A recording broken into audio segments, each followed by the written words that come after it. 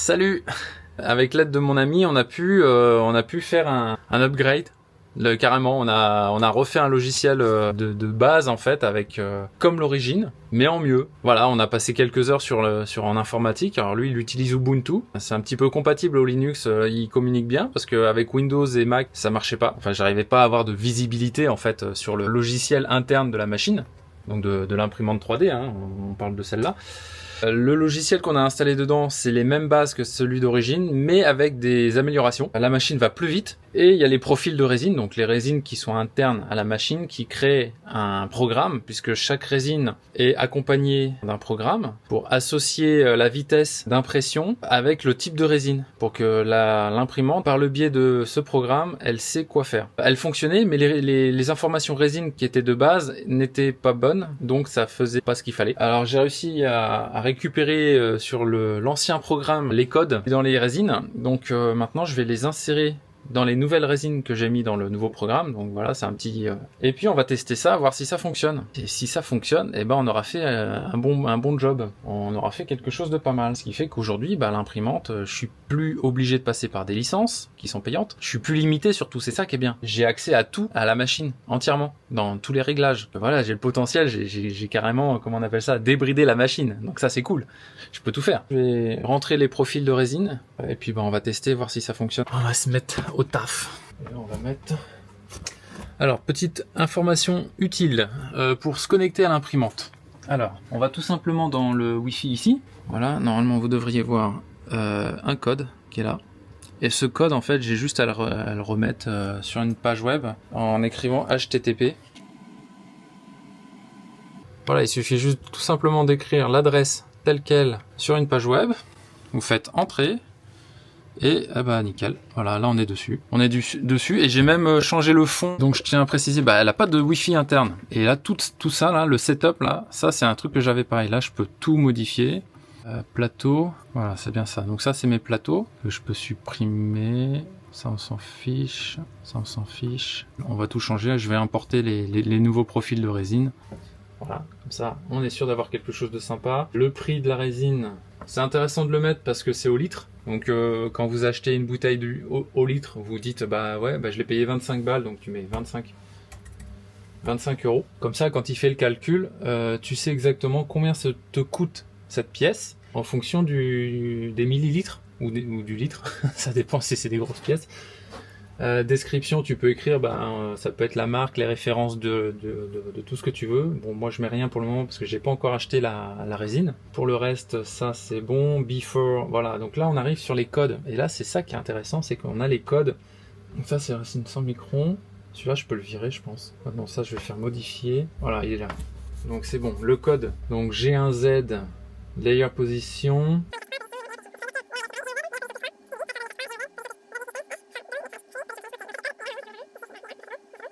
Ok, bon là je sauve, ok.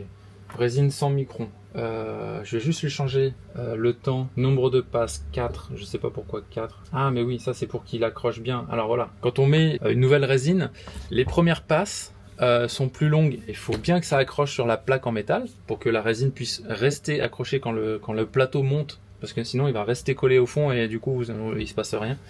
Ça fait une grosse merde. Donc voilà, pour assurer le coup, on bloque bien en haut. Donc la première passe, on fait 4 fois 70 secondes. Je crois 70 secondes, c'est énorme. J'ai mis un profil de résine. J'en mets qu'un pour le moment, c'est juste pour les tests. Tiens, d'ailleurs, je vais remodifier ça. Je vais mettre 5 secondes. Voilà. 100 microns, c'est bon. Ok, sauve. Ok, 5 microns. Voilà, c'est bon. Donc ça nous fait une résine. Et là, normalement, si je vais ici, je vais dans profil résine 100 microns. Voilà, c'est bon, je suis bien. Il est dedans, c'est parfait. On va faire un test.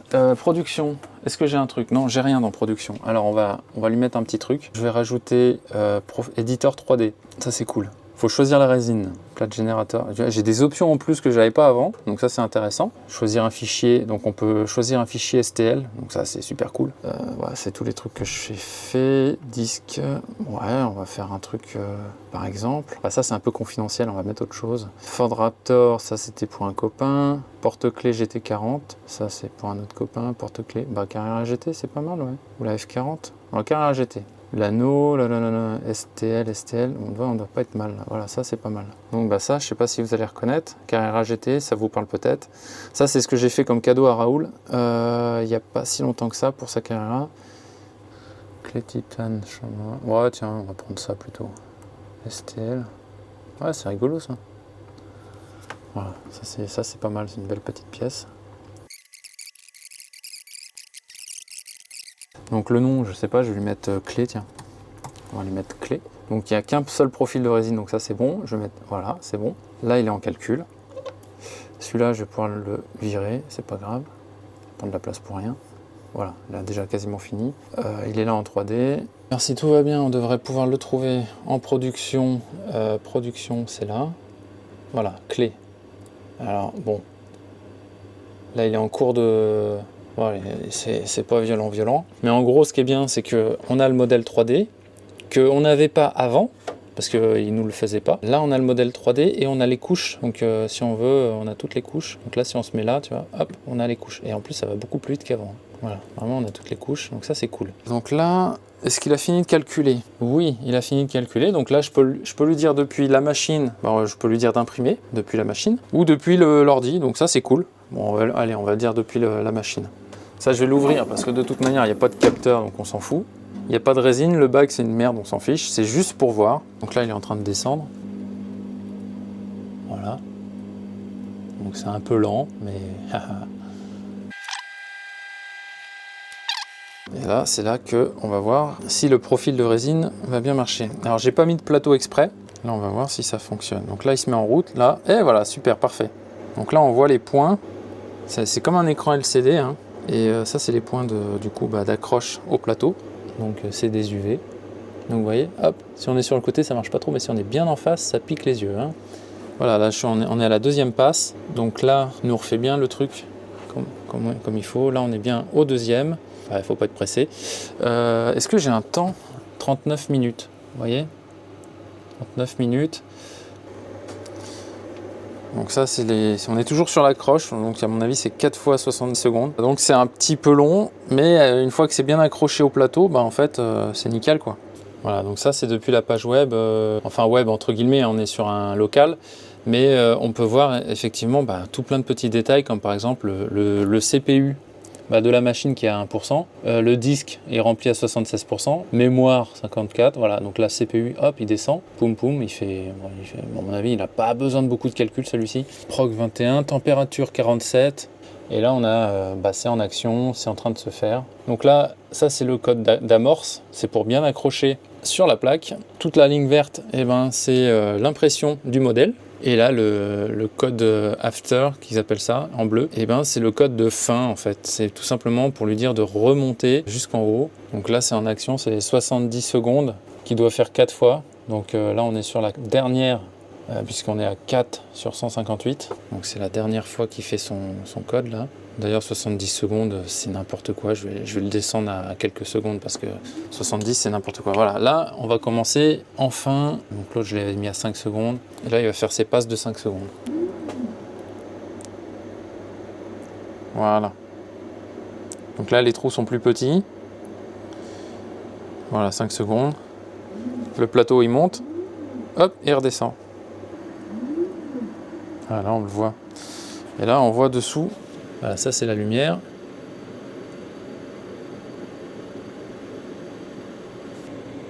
Là, c'est une discothèque là-dedans.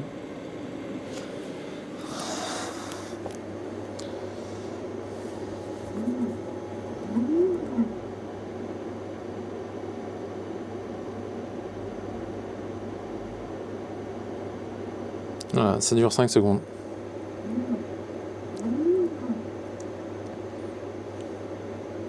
Ça monte, ça redescend. On refait 5 secondes. Petit à petit, on voit que... Hop. Ça monte, ça redescend. Donc ça remonte de à peu près 4-5 mm et ça redescend de 4 mm, 5 mm moins les 100 microns. Donc effectivement, on a l'impression que ça revient au même endroit, mais c'est pas le cas. Donc voilà, pour le moment où on en est, c'est pas une vidéo très pertinente. C'était surtout beaucoup en arrière-plan parce qu'on a passé quand même quelques heures sur le logiciel pour la machine en termes de recherche et de développement, parce qu'on a téléchargé un fichier brut pour l'imprimante 3D et le peaufiner pour l'adapter, quelques petits réglages, etc. pour les résines. Il me restera à changer donc le film du bac. Ça, je ferai peut-être une petite vidéo pour ça et je ferai évidemment une petite vidéo sur une impression 3D avant-après, puis essayer de vous faire partager ça, puisque je sais que c'est pas forcément très connu, puisque c'est très professionnel ce genre de machine. En général, on a du filaire, vous savez, c'est ces machines d'impression 3D à bobine, à filament, qui m'intéressent pas mal aussi, mais je trouve qu'en termes de qualité, on n'a pas la même sur ce type de machine, puisque en fait là on a vraiment on marche au micron, hein, tout simplement. Là j'ai mis à 100 microns pour aller plus vite, parce qu'en fait on peut aller jusqu'à 50, on peut vraiment choisir, je crois que c'est 50 le minimum, on peut vraiment aller très fin et on peut faire vraiment des passes de qualité incroyable. Ce que j'aimerais changer sur cette machine maintenant, c'est au niveau de l'écran. Donc j'ai déjà fait pas mal de choses sur l'écran, mais vous voyez, il y a le logo de l'ancienne entreprise, que ça je devrais peut-être l'enlever, ça sert à rien sinon. Et refaire un petit peu moderniser quoi. Donc je sais que c'est du Nextion. J'ai déjà téléchargé le logiciel de base et j'ai téléchargé aussi le logiciel pour pouvoir modifier les images, etc. Je peux intégrer un logo, je peux mettre vraiment n'importe quoi. C'est ça qui est bien, c'est cool. C'est plutôt pas mal ce potentiel en fait qui nous offre ce genre de matos, puisque c'est à la carte en fait, on fait vraiment ce qu'on veut avec. Donc ça c'est super cool. L'ennui c'est qu'on s'est un petit peu renseigné sur le problème du Nextion, parce que je me suis dit je vais essayer de télécharger quand même ce qu'il y a sur le Nextion.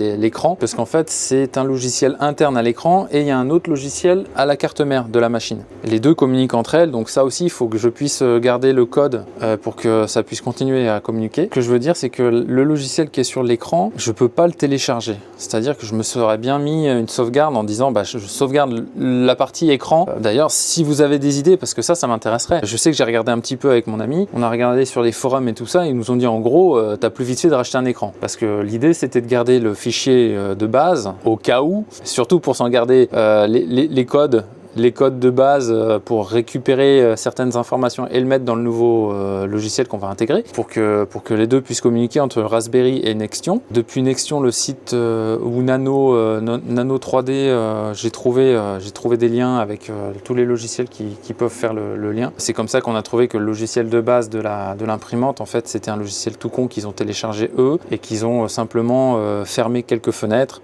Ils ont mis leur logo et voilà. J'ai trouvé ça un peu trop simplé. Je vais voir pour modifier. Donc je me répète, mais cet écran il me sort par les yeux. J'aime pas du tout. Donc il faudrait que je fasse quelque chose. On va voir ce que ça donne.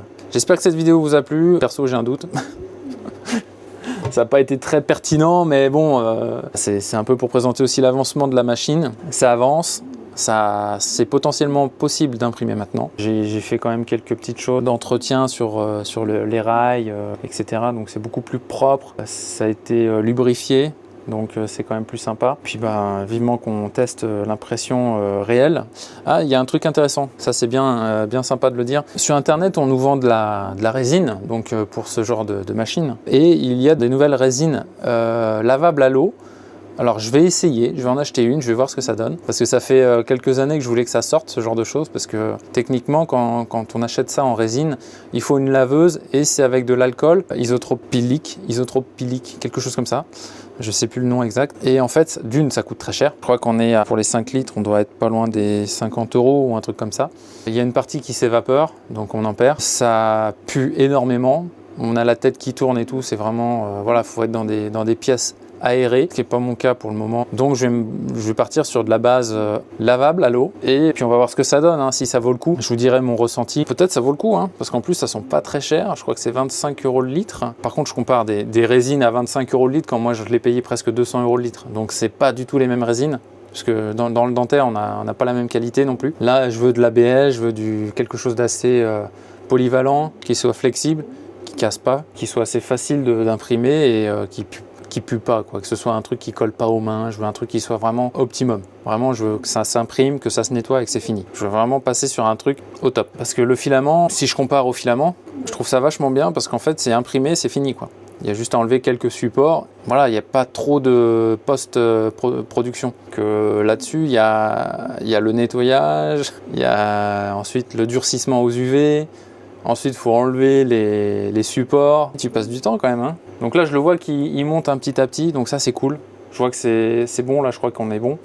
Ça fonctionne, on est à 6,4 mm sur 15, donc on est quasiment à la moitié. On est à 65 passes sur 158. J'espère que ça vous a plu, cette vidéo, que vous avez appris quelque chose en tout cas. Sachez que si vous trouvez des machines un peu comme ceci, qui sont peut-être à l'ancienne, mais en fait, sont pas vraiment anciennes. Je veux dire, à la date de 2018, d'après ce que je comprends, puisque c'est les fichiers internes que j'ai pu récupérer avec le Raspberry, etc., ça date de 2018. Donc on peut quand même en faire quelque chose de 2024, 2025, avec des mises à jour, et ça marche super bien. Je pourrais même, si je veux, changer le Raspberry, mettre un pour un pays 4 ou un pays 5, par exemple, avec du coup une meilleure performance, puisque le logiciel, le CPU dedans il va être plus performant, j'aurai une carte Wi-Fi, j'aurai un Bluetooth, j'aurai plein de petites choses comme ça. Mais lui déjà c'est pas mal, en fait je m'en fous, je le branche en RJ45, on a modifié le programme pour que j'ai pas besoin de me connecter à un routeur, je peux me connecter en direct dessus en RJ45, donc ça c'est un truc, voilà, quand c'est le logiciel de base on peut pas le modifier, là on a fait un à la carte. J'ai demandé, j'ai dit voilà, en fait si je suis dans ma cave, que j'ai pas de réseau, j'ai pas de routeur, je veux me connecter direct en RJ45, comment on fait? Paf, il y avait une option, on l'a faite, on a fait voilà. C'est nickel. Tout est faisable, tout est modifiable et il suffit d'avoir la bonne base. Je pense qu'après, idéalement, pourquoi pas passer sur du 8K? Là, c'est du 4K. Je sais qu'ils vendent des plateaux 8K. Tout est faisable en fait. Maintenant, on a la base, il suffirait juste d'adapter et peut-être agrandir le plateau. Ça me plairait bien d'avoir un plateau plus grand parce que du coup, je suis un peu limité en termes de place sur le plateau. Tu vois, j'aimerais bien faire des prototypes mastoc, carrément des pièces bagnoles, tu vois. Je sais pas, une boîte à air. On peut tout faire après, ça c'est cool. Bon, en tout cas, merci, salut. Abonnez-vous, sachez-le que ça fait super plaisir quand il y a des gens qui s'abonnent. Un petit pouce bleu et n'hésitez pas à partager si vous connaissez du monde que ça peut intéresser, tout ce qui est imprimante 3D, technologie, des choses comme ça. Et bien sûr, bien d'autres choses, puisque je parle pas que de ça. J'essaie de faire du contenu assez varié. Quand on parle pas de vélo, on parle un peu de 3D, d'imprimante 3D et puis de santé. Bientôt, je vais mettre quelques vidéos sur la santé qui seront plus dans mon domaine puisque c'est mon métier. Allez, ciao!